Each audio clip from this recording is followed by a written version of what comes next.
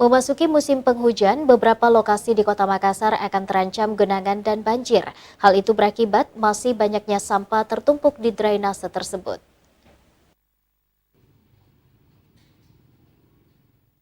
Beginilah penampakan drainase yang ada di Kota Makassar dan sekitarnya.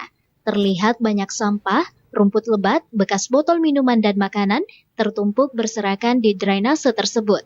Padahal Kota Makassar mulai memasuki musim penghujan. Akibatnya kondisi saluran drainase berpotensi akan tersumbat saat curah hujan mulai tinggi. Meski demikian, kondisi drainase seperti ini butuh respon cepat dan perhatian pemerintah. Pasalnya akan berdampak terhadap meningkatnya titik genangan hingga banjir.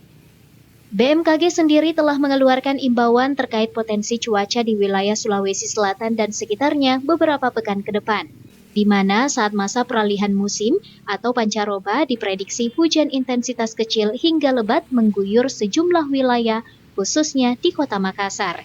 Rusma Wandirara, Slebes TV.